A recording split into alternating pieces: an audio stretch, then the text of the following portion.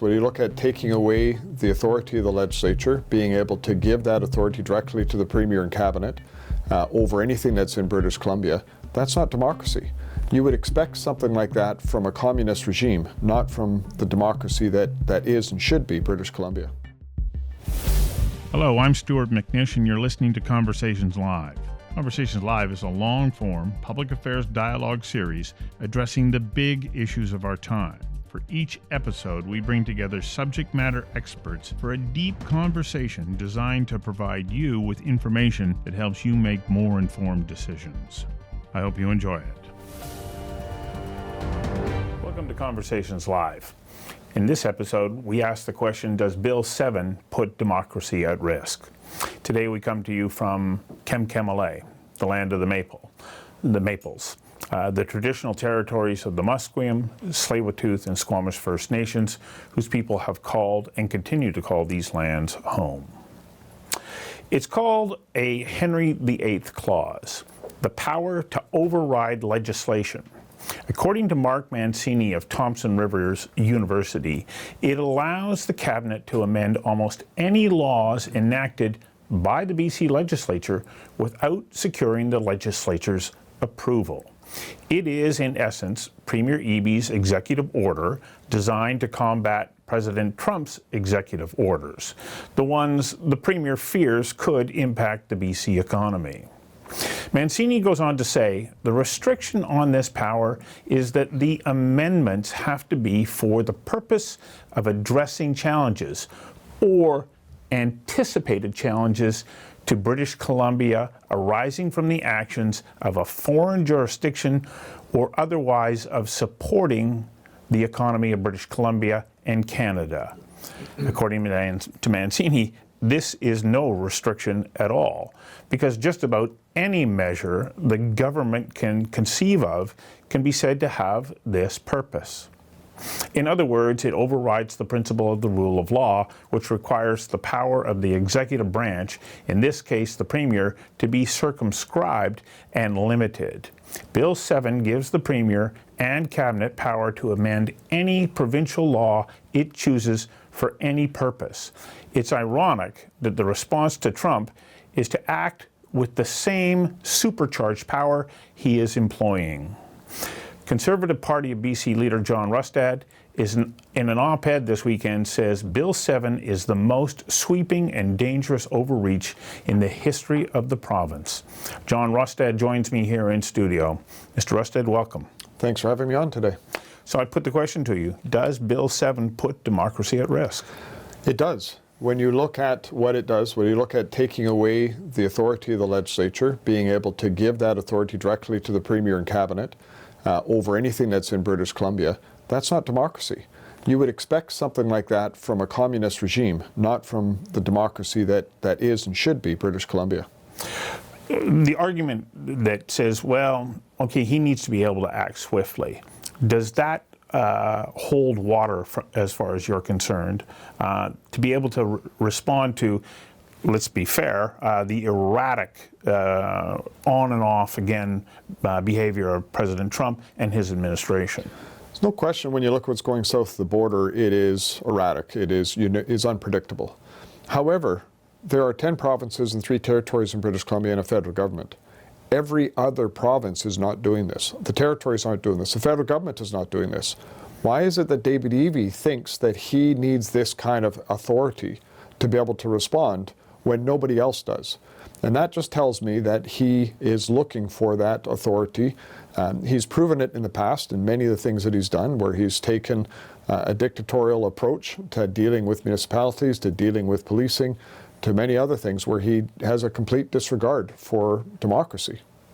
Does he have the authority right now to act in a manner that allows him to change the regulations without having to introduce Bill-7? So when legislation is introduced in British Columbia, most often what the NDP have done is said that it will be introduced with a set of regulations. And regulations then can be changed through an order in council or through the executive. So that means for most of the legislation that's in place, they can make those changes just through an order in council to those regulations. And so there's a lot of it that they can be done. However, before the NDP were in power, most of the legislation that was brought into British Columbia was done through the legislature and very limited in terms of regulations. And so anything that the NDP has done, they can change because so much of that is done by regulations anyway. Stuff before the NDP, I think, is the real risk here, that he can go in and potentially change without the authority of the legislature.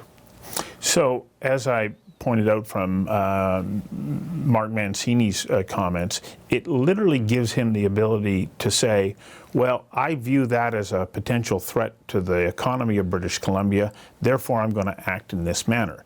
Does it cause you concern that this gives an extraordinary overreach because anything could fit that purpose? Precisely. That is the real risk here.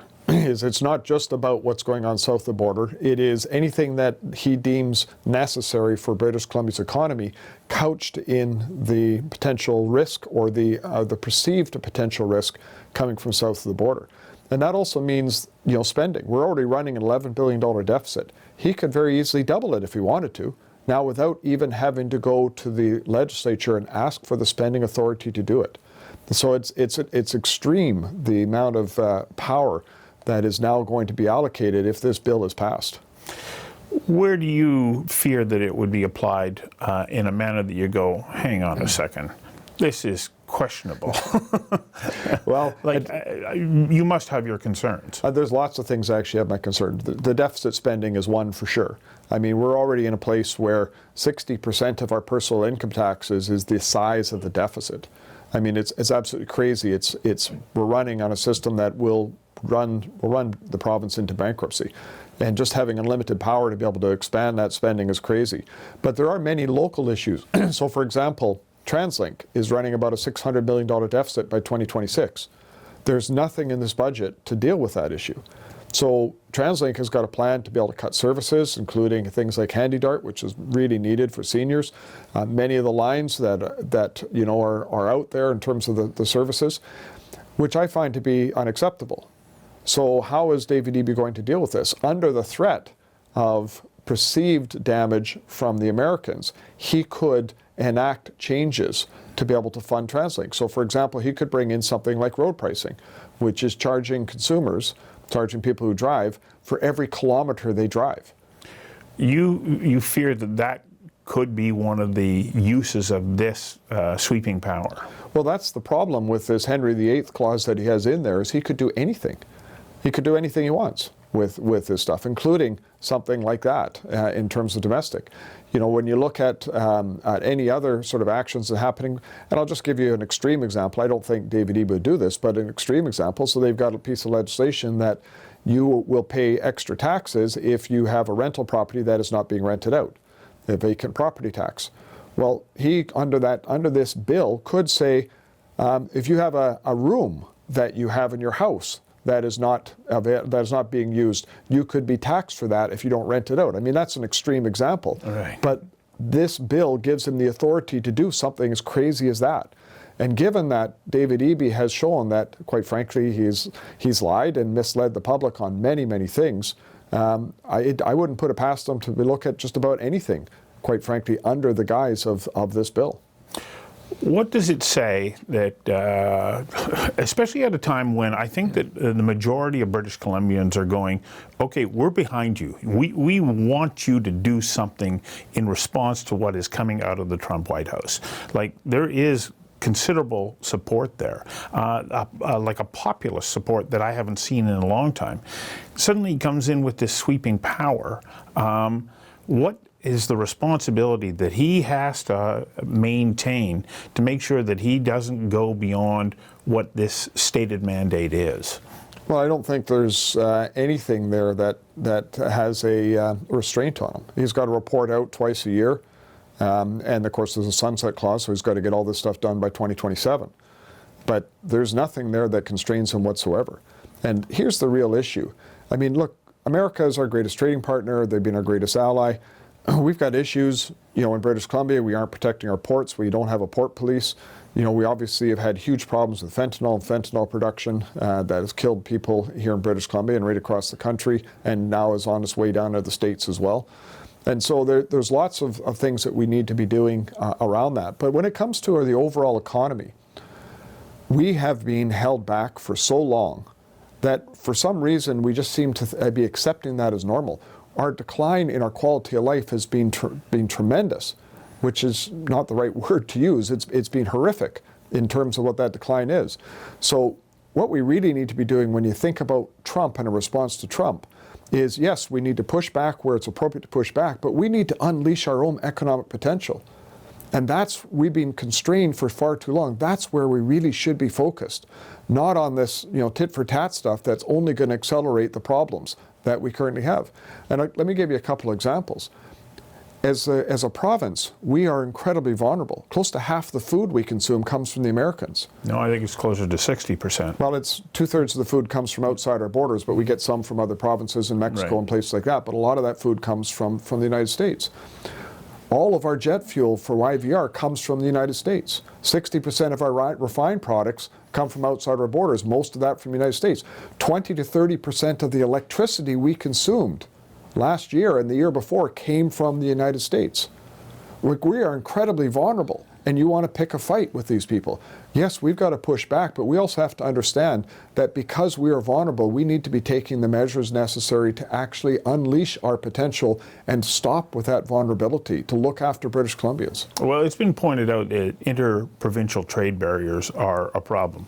Does this executive power that the Premier is granting to himself give him an ability to accelerate a process of maybe removing those barriers?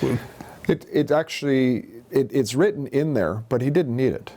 He didn't need it in the authority to do this. We introduced a bill back a couple of weeks ago, which was mirrored from the Nova Scotia bill, which would have done the same thing. Would have taken down, if they take down their barriers, we'll take down our barriers, a reciprocal process, and go forward. But when you look at what's in this bill, it actually allows David Eby to personally decide what he will adjust in terms of any trade barriers and what he doesn't. He can do it item by item, piece by piece, instead of just saying, look, we'll take down our barriers, you take down yours. So it makes me wonder, how exactly is it he's going to reshape doing this, as opposed to going to the table and saying, let's be fair, let's take them all down. The equivalent that we have, in terms of our trade across the country, is the equivalent of about a 23% tariff. Let's tear that down. Let's open up our economy. Let's start actually thinking about being Canadians. When we take a look at the proposal to add a tax or a fee for American vehicles that are transiting from Washington State through to Alaska, does he currently have the authority to do that? And I ask that in light of if Bill-7 would then enable him to actually be able to enact that. Well, it was one of the things that he said Bill-7 would enable British Columbia to do, is to put a tax on vehicles that transit through British Columbia up to Alaska. I don't know if that's actually legal. I've seen an opinion from a lawyer that says that may actually not even be legal for him to do that. So I don't know whether this will allow that or not. It's something that needs to be explored. I'm not a lawyer, so I haven't gone through and looked at that. But I do look at it really from that perspective of, what is it we're trying to achieve here? Realistically, what is it we are trying to achieve as British Columbia? If we're trying to make sure that we improve our quality of life, that we deal with healthcare, if we do all these sort of things, there's a lot we need to be focused on, not just a transport truck that's going through, on our roads. Well, the Premier, as I read in the press, has said that he's trying to send a message to Republican representatives in Alaska that they should talk to their president and get him to smarten up.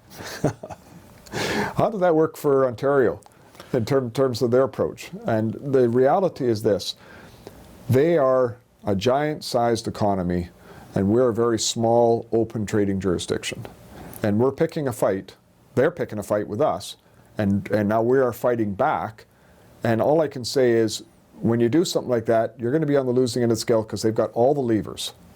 They have all the levers. And so, yes, there's some things that we can look at doing that could be an annoyance. But ultimately, what the response could be very, very significant in terms of our jurisdiction. And so I think we need to be, adults in the room. We need to be measured in terms of how we address these things. But most importantly, we need to unleash our own economic opportunity and potential to be able to deal with this. Let's stop focusing on our trade with the Americans and actually start doing our trade, outside of this thing. And David Eby, they closed 13 trade offices we had set up all across the Pacific Rim and even in India, they closed them all in 2019. And now they're talking about diversifying trade. It's absolute lunacy. Well, it's important for us to be able to attract that foreign direct investment. And right at the moment, the climate in British Columbia doesn't look very appealing.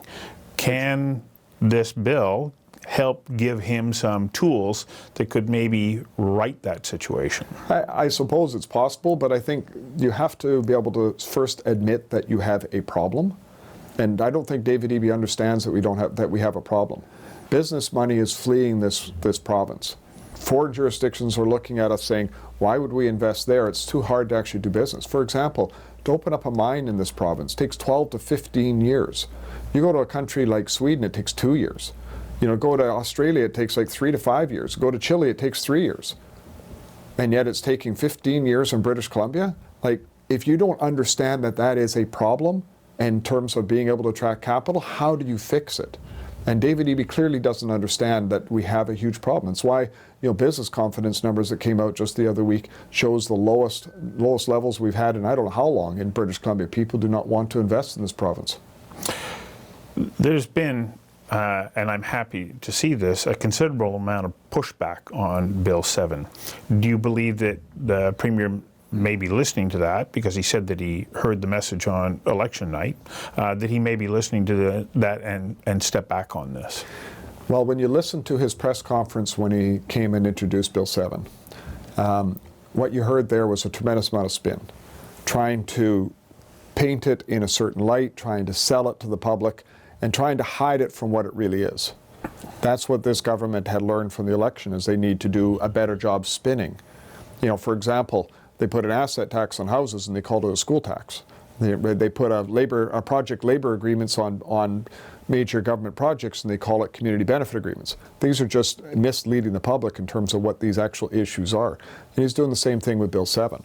And so the question is now, how much pushback would there be to him, and does he really care? Because I think he probably thinks his time is coming to an end and he's got a bunch of things he wants to try to get done. He's going to use this as a way to do it. Well, he was rather bold in saying, well, if you don't like it, you can sue me. Are you planning any legal action regarding Bill-7? So we have actually talked to a few lawyers about Bill-7. I don't think it's anything we would do as the Conservative caucus. However, the Law Society, other firms may look at some sort of action. We'll see how that plays out. I mean, ultimately, our goal in the legislature is going to be to hold the government to account with this and do everything we can to actually try to stop this bill from even being passed. I mean, you don't start a legal fight on something until it's actually passed, and hopefully we will have the opportunity to prevent it from becoming legislation in British Columbia. How are you going to do that? How are you going to prevent it from becoming legislation? You'd have to have a vote of non-confidence to force an election. There are tools that we can use in the legislature to make it very difficult for it to pass, but we will also be trying to form a coalition to bring this bill down. I mean, it is an overreach. It is by far the most dangerous piece of legislation this legislature has ever had before it, at a time when no other jurisdiction in Canada is even considering doing something like this. Why would David Eby want this authority? So my hope is that we might be able to have a coalition of the willing to bring down this bill. And then if the Premier wants to call an election from that, so be it.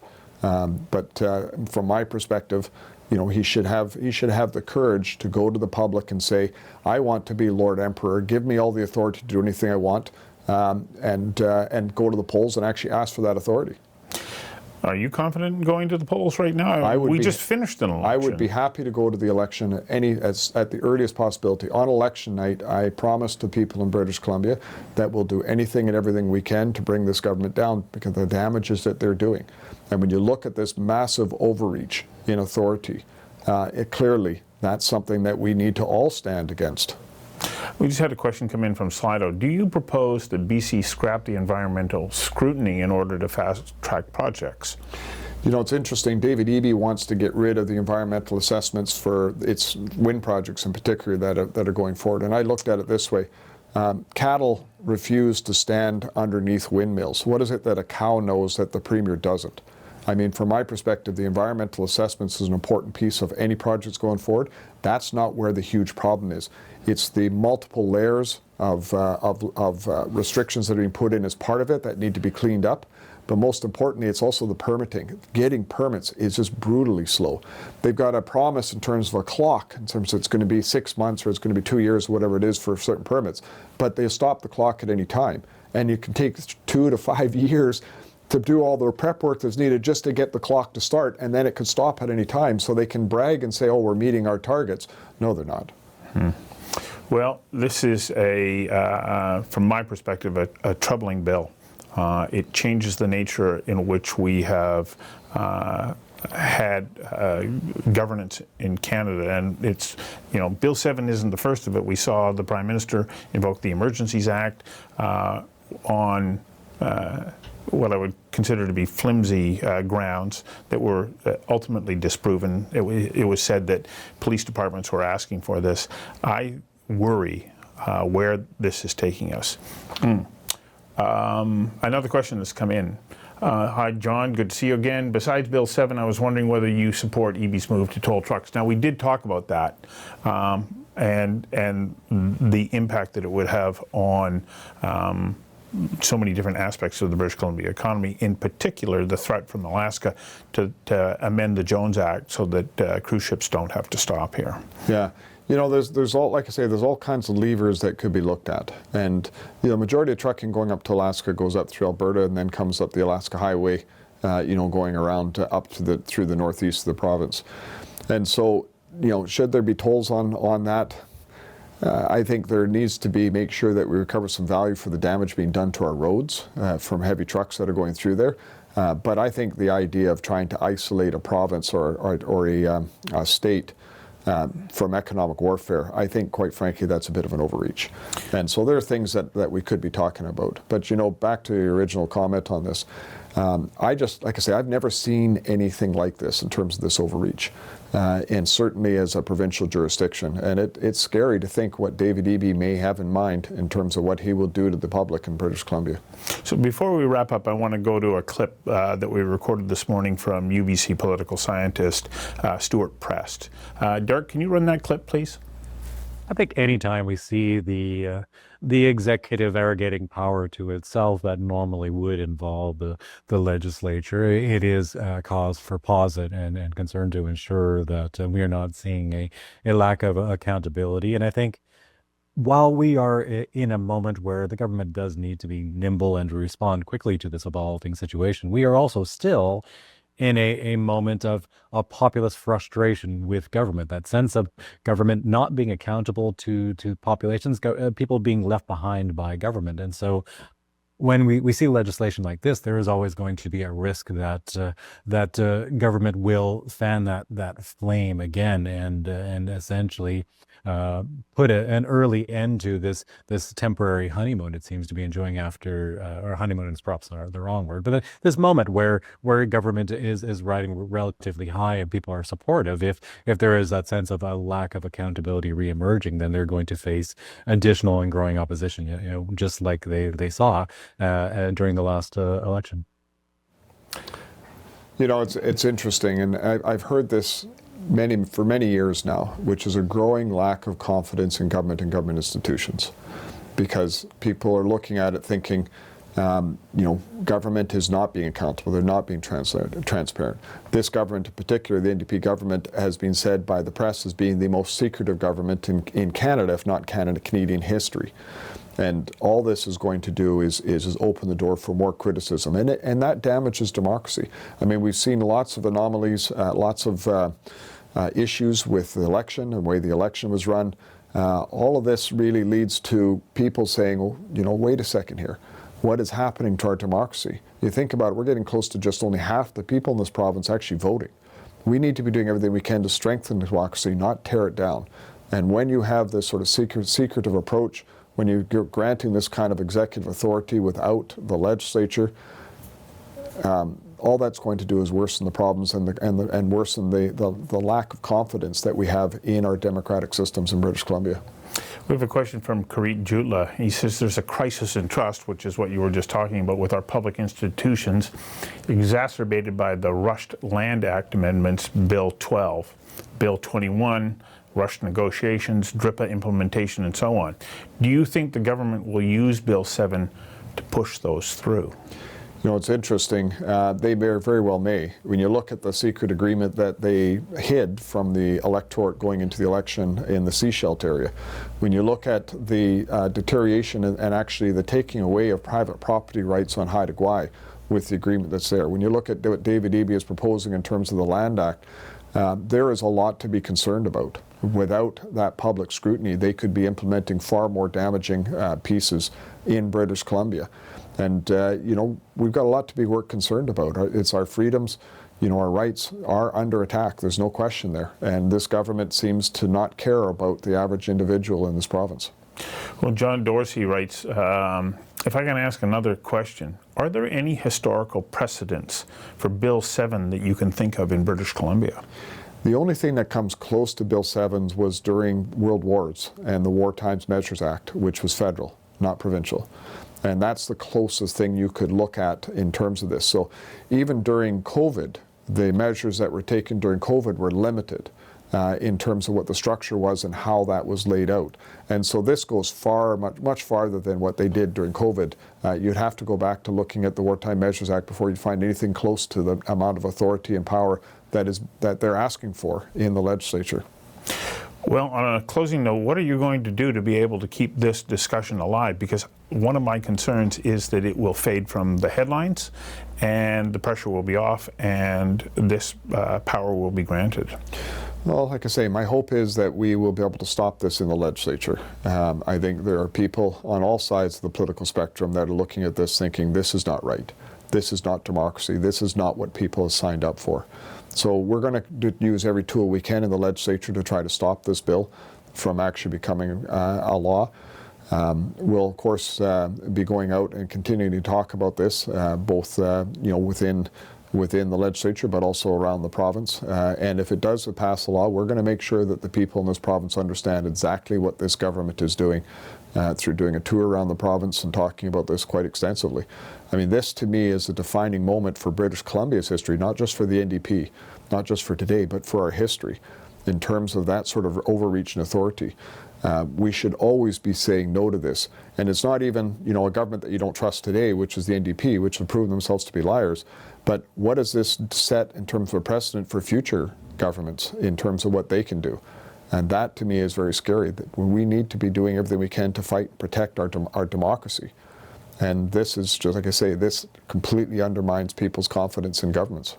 Well, a big part of that democracy is your role in opposition, and that is to hold the government accountable. Would Bill-7 deprive you of that ability to hold them accountable? Absolutely. When you look at the fact that they no longer have to go into the legislature, ask for the authorities, make the changes that they want to do, they can just simply do this by order in council through the executive and then report out twice a year. What does that mean? You can get some sort of report out that you're not even going to have to answer any questions to? I mean, this is what they are asking to do. And yes, they've got a tight majority, but I can tell you something, if there's measures that need to be done, we're not going to be standing in the way to doing these things. If it is an overreach in a government that is doing damaging to this to British Columbia's economy, then yeah, we're going to be fighting hard for everyday British Columbians. That's our job in opposition. But you know, to think that he needs this sort of authority because he can't get something done in the legislature, he's got a majority, he's got an agreement with the Green Party. What is the problem here? What is it that he is trying to solve with this legislation? It makes no sense whatsoever, except for a power grab by a leader who, quite frankly, wants to be a dictator. I know I indicated that I was about wrapping up, but another question has come in, and I think that it's one that probably a number of people are wondering is, well, what would you do to negotiate with or push back against President Trump? Well, I can tell you something. We ran on this during our election campaign. The first thing we would have done is we would call back the legislature last fall. We would have put in place financial authority to be able to put a police force monitoring our ports. We would have dealt with the fentanyl issue. We would have actually, you know, been a good neighbor. Most importantly, though, we would have been protecting people in British Columbia. So that's the first thing we would have done. Coming into this spring, now that, you know, Trump is doing these measures, we would have looked at places to push back. So, for example, there's a couple of things that we already pushed forward. One was getting rid of the safe supply nonsense.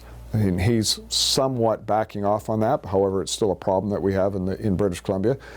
Dealing with these carbon credits, which are going to American companies, that's not right. So we brought that to an end in legislation, and the government's now adopted that.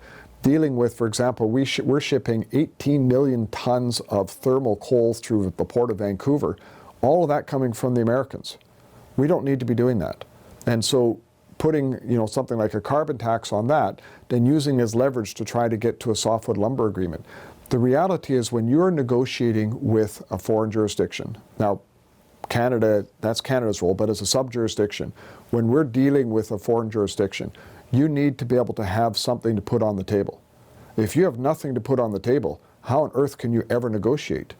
So you need to be able to have positions put on the table. So that's, all those are actions and pieces that you need to have. But the most important thing that we needed to do for British Columbia is we actually need to have our products going out to the tidewater, whether that's oil, whether that's our natural gas, whether that's opening up our mines and the opportunities for doing that. All of this should be about supporting our economy and supporting people in this province. We have a financial crisis. We had it long before Trump was elected, and we need to deal with it as the crisis that it is. By doing that, we actually put ourselves in the strongest position possible to deal with whatever's coming from south of the border. But because we're vulnerable, now we're in a position where we are dealing from a position of weakness. That should never have been happening to a province like British Columbia. No, it shouldn't have.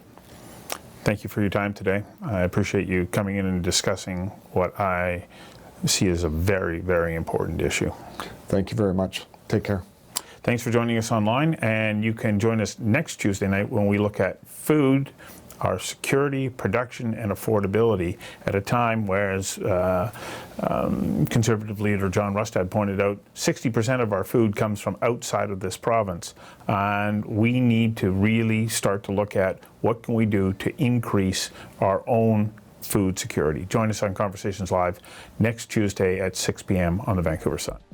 Thank you for tuning into Conversations Live, an Oh Boy Productions program. If you enjoyed this conversation, you can find our previous and upcoming episodes at conversationslive.ca. You can also follow us on YouTube, LinkedIn, Instagram, and Facebook. Again, thank you. I'm Stuart McNish.